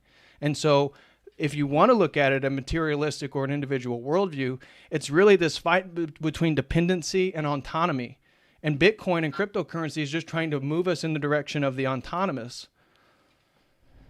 Yeah, absolutely, and I think it's very idealistic, and it's based on like people looking for freedom, looking for liberty, exactly. looking for. Why is that good though? That's what I was trying to hit at earlier. Is that you're assuming these things are good, then you're making qualifications, and then when you're pushed on, you're saying, well, it could just be one strategy. You know, the problem is stiff thinking. I said Bitcoin is neutral. Like it could turn out to be. But I just mean generally speaking, you're saying Bitcoin is offering people freedom, and it seemed like the way that you're saying it is insinuating that freedom is a good thing. Look, freedom is always something that we want, but once you get freedom, you realize you have other values above that, and that's actually just a weird paradox of human life. It's like a lower order thing. Once you seize freedom, you're like, all right, what do I do with myself now? In fact, this is something pretty cool you can look at throughout history. Like the quote-unquote masters never concerned themselves with freedom. It's essentially a peasant value and whatnot, but nonetheless, I want freedom. You know, as I said, I'm in that situation where I'm part of the herd, and that's a struggle. But as I said, the thing I'm trying to drill this down to, I think we've come to the kind of fundamental conclusion. It's not like we're gonna we're gonna change. The point isn't to come to an agreement. The point is just to hash out these differences for the people watching to see intellectual approaches to this conversation in different ways. Yeah, hey, bro, this is really good. Like, no, absolutely. You're right. Yeah, that's why the point was a conversation. It wasn't like a debate where I'm going to call you name. You know, no, we're friends. It's all good. I knew that you're coming from a point that just based on your tweets, I knew the conversation was going to come to this point where I feel like you're assuming a lot of things that you're not taking account of in regards to these metaphysical framings. And so I was curious then, because you were talking about the feminization of Christianity and stuff for men. And so if you wanted, because you mentioned earlier, I don't know if you already hit that, but you said you're wanting to go back to that topic in regards to some of your clients or something. Go ahead. There's a lot I want to talk about, but I'm afraid it's just after hitting 10 p.m. and I've definitely got to bounce. Okay. So But if I was to put it down, like, you know, as simply as I possibly can, like we've already said it. We've said it like several times now. Like I'm very empirical when I approach this stuff, and I see what happens. What's happening right now is that there's obviously an aggressor. There's someone. No doubt about that. The West was walking down the street and they've just got ambushed. And I would say the West is the aggressor because of its logical conclusions from Scholasticism itself. So what you're doing is like you're trying to fight yourself because the aggressor is the product of the West. That could be true. Like I actually don't doubt that at all. The elite who are running this are most certainly Western. The Ubermensch of our current time, or they're the self-perceived. The Nietzscheans, the people who are, and this is like really what I'm sort of talking about, these aggressors, these people who came up with a vision and they're sort of like artistic tyrants. They're trying to reshape the world in their image. And like, this is such an ancient philosophy of life that just makes so much common sense to me, you know. There's a guy in there and he's beating up all the other people and becoming the top boxer, the championship boxer. And that doesn't mean that you can't stand up and say, I want to be the champion. Or you and your boys can't stand up and say, and get together and organize like an army and say, I want to be the champions. Like, that's a very logical thing to start thinking. It's like, it's not any philosophical statement at all. It's just like, I don't like them winning. And that guy's kind of a loser as well. It's like the guy who's like some drug addict who gets the girl. It's like, all right, girls obviously like the bad guy. Yeah. But at the same time, I can be a stronger dude who's able to, you know, give her all that feeling of security around a strong masculine presence without being a degenerate at the same time. Like, I'm better than him. I am I'm a more complete person. I think better. I'm the right choice, and it's not going to get gifted to me. I'm going to have to seize it and assert myself and go for that. And I think the thing I'm really asking people is to really sit down and think as severely and critically and empirically and process oriented as possible what it would mean to make those sets of steps and actually get in that direction. Because I see a lot of people frozen in pontification, and that holds them back an awful lot. Now, I might be wrong. I could be completely misleading people, and the actual answer is to think things through properly and like figure out what you stand for and get all that stuff ready. In fact, I don't want people to not put together their spirit and work in their inner world and work on connecting with something beyond themselves, because maybe it will be needed. But at the same time, I do think there's great wisdom in sitting almost like, you know, an organization, how an army, a military, a boxer, that people who are competitive would have to think if you want to compete, because otherwise all you do is you end up complaining, and complaining is usually a signal of losing. Okay. So I don't disagree with the complaining. I think we just disagree with the consistency in following through in regards to thinking these problems out. I think that acting haphazardly is like a fish caught in a fishing net. It's just gonna bound tighter and tighter and tighter, as opposed to that's a good point. As opposed to actually thinking these processes out and figuring out how, through the historical processes you've accurately described, how we got to this point in the first place, and the presuppositions that is leading to a sort of understanding of androgyny, of space travel, of transhumanism, of the right for people to depopulate the planet in the first place. So, and look, I think that's a very important thing to take in mind. Anybody who wants to be a serious practical guy, you have to also understand that, you know, like in jiu-jitsu, if I try to wriggle out and someone has me in a hold, they'll just use my energy against me. Choke you more, right? Exactly. So it's like you better think very seriously about what you're doing. But this is the thing. Like, I believe in the West. I believe in especially the Europeans as a whole, who seem like they're at the center of this. Okay. Innovative people. Like, I think very interesting solutions could come, and we'll just have to see. Yeah. Well, I appreciate it, brother. You still got a few minutes for some super chats? Go on, fire them there. Yeah, I definitely got to bounce. But, I appreciate you coming in. I personally don't believe in the West. I believe the West and its products since the Great Schism is actually why we're in the position where I believe in Jesus Christ. I believe in the Orthodox Church. So fair enough. We will end on that one. But yeah, we got a few super chats here. First one came from Dr. Mo, my good buddy, who was also Nietzschean, but now he's found the Eastern Orthodox Church, and I know he watches your content, Uberboyo, so I'm sure he'd like to tell you what's up, and God bless. He said, excited for this one. I'll catch the replay. God bless the conversation. So thank you very much, Dr. Mo. Cheers. What would you be able to maybe send me on Twitter like a good, because you kind of see an awful lot what I'm thinking here. Yeah. Like, what would you send me maybe as the key thing to understand maybe the schism from the Eastern side? Because I've obviously heard the Western side, or what would be relevant to what we're talking. So if you can think of anything like that, that'd be very, very interesting. Okay. And I'll sit down. Absolutely. In fact, maybe that would be another conversation, another stream. Is I could shoot you some reading material, and then we can you tell me where you're at, and we could just go through idea instead of being so Nietzschean focused, because that was kind of the point for today's conversation. It sounds like you're really, in your journey, kind of moved in a new space that Nietzsche really isn't your prime. I think you appreciate his criticisms of the West, which ironically you still believe in the West. I don't think you're as Nietzschean as you claim, although I think your epistemological relativism is very Nietzschean. Yeah, I like hugely inspired by Nietzsche, but I'm literally like, think of it artistically. I sit down and I don't just pick up the words. Like, if he says something, I'm not going to take it and just say it because he says it. I will try to visualize it. I'll try to see it. I'll try to understand it and digest it, and then I'll absorb it. And often at that point, it becomes closer to something of my own. That doesn't mean it's right, but it's just me trying to think it through. But that's the process, and so I grant you for that. That's part of what I think a lot of people aren't doing, is asking questions, learning, reading, and because to even get where I'm trying to argue for people to go, it's really a process of the individual doing work in the real world through reading, through trying to process information, and eventually getting to what I argue is the objective conclusion. But I'll definitely shoot you some reading material. I mean, we can talk privately about what angle you'd be interested in the most in regards to looking at the differences between East and West.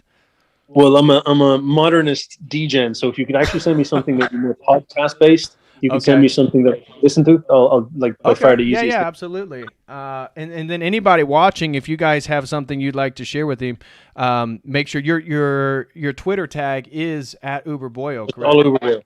Yeah, you're in a cult. You're coming across a cult. So anybody watching, if you want to share something with our friend about anything regarding Orthodoxy or some books or some podcasts, preferably some podcasts for recommendation, feel free to do that. Gentlemen. Please, gentlemen. Yeah.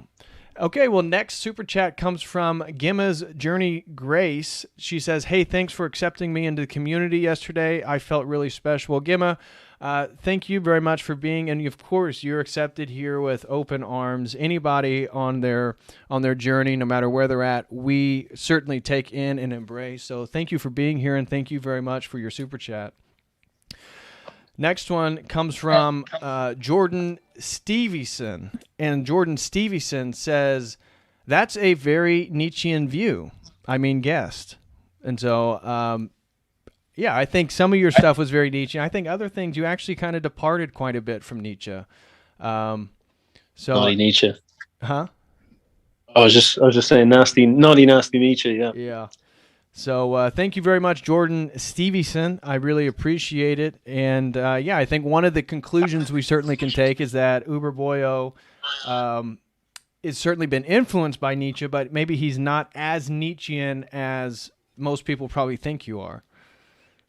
Absolutely, I think it's a thing where because even think of the term Nietzschean, like this is more of just a human tragedy in that people aren't very good at processing knowledge for themselves. Like I would even talk about this neuroscientifically, like our brains split up into two parts, and the linguistic side of our brain, left brain, and the right brain is actually fantastic at perspectivism and processing and contradiction and digestion of ideas and presenting it in your own words and stuff like that. It's like a processing tool that people can't use, and so they get frozen in left brainism. And you'd see that, and I don't like Nietzscheans and Jungians as well, when you see them like this, and they're just like, but Nietzsche said God is dead, and Nietzsche said that morals are relative and all that. It's not like I fucking know exactly how to answer that type of stuff. But at the same time, there's a stiffness even into that. I noticed that they're a stiff Nietzschean. They're not trying to think, and they're turning into a cultist, and he'd probably hate them. He'd probably hate them the most. Yeah, I definitely think he would hate the people, and that's what I thought. One of the things is interesting about Nietzsche's work. I don't forget which book, but he's wrote that he writes to be misinterpreted, and so he writes in such a way which highlights his sort of rejection of objective metaphysical categories and epistemology, and this idea that there's a correct interpretation to Nietzsche.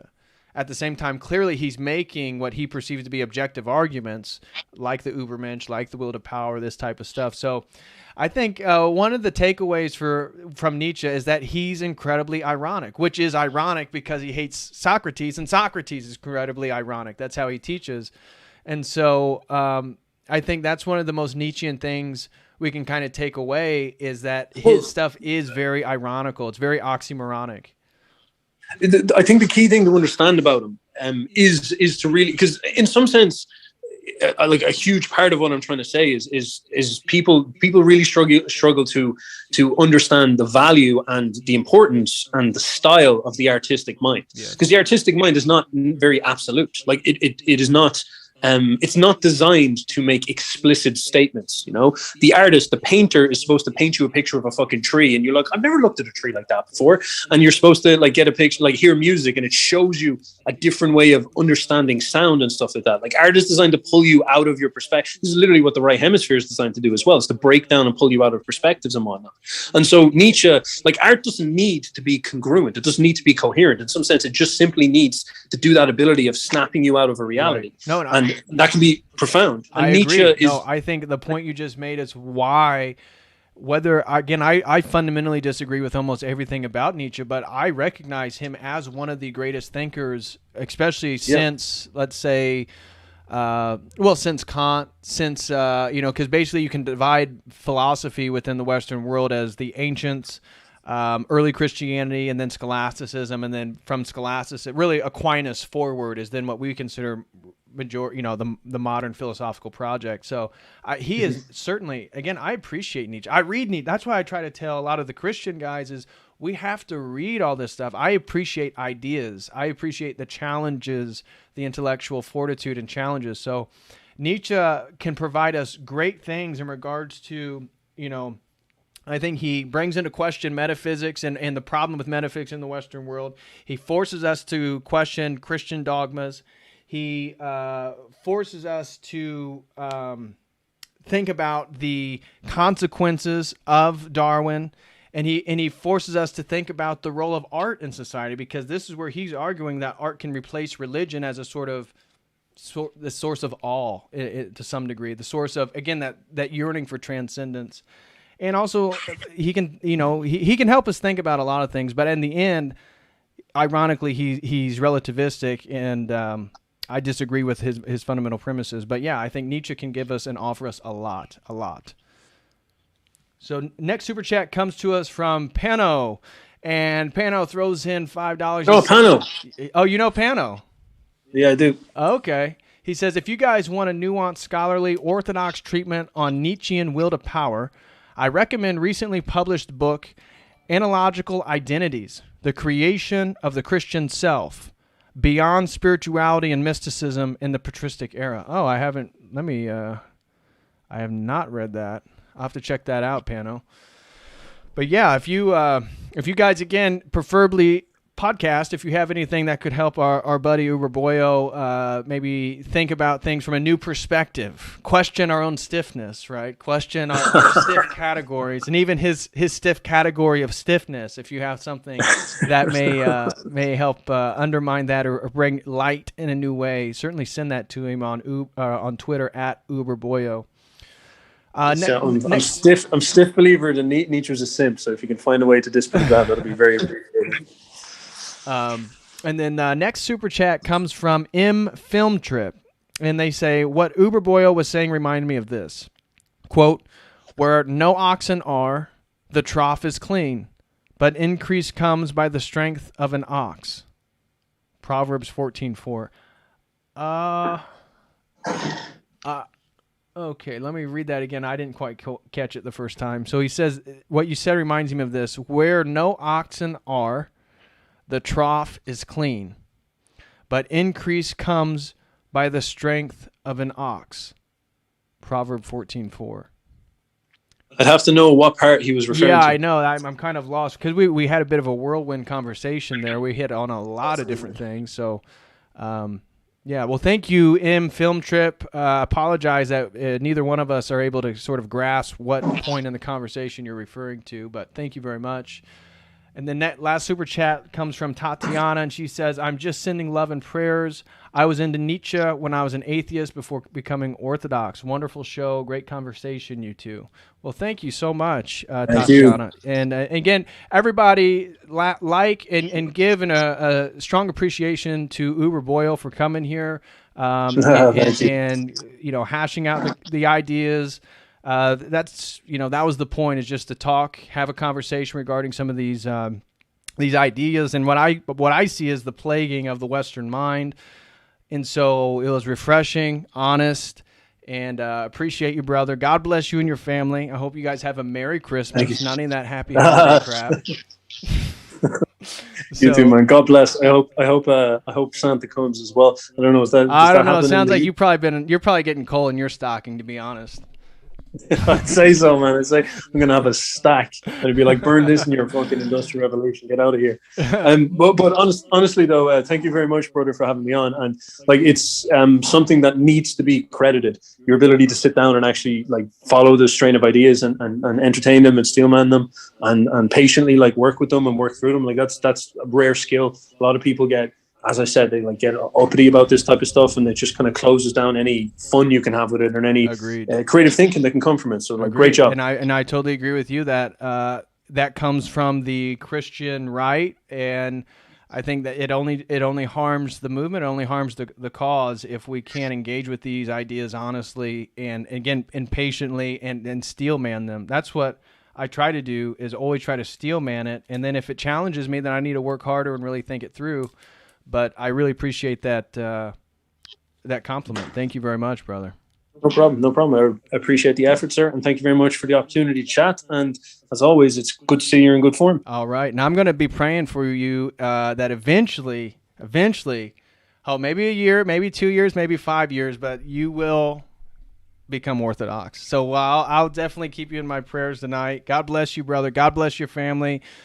Definitely stay safe. Keep fighting the good fight. No matter what pragmatic techniques you want to use, uppercuts, hooks, jabs, crosses, it's, you want to use jiu-jitsu, all right. But please, stay safe, and we'll definitely have to do it again, man. God bless you. God bless, man. I'll talk to you later. Have a good Christmas. Everybody out there, Merry Christmas as well. Talk to you all soon. All right.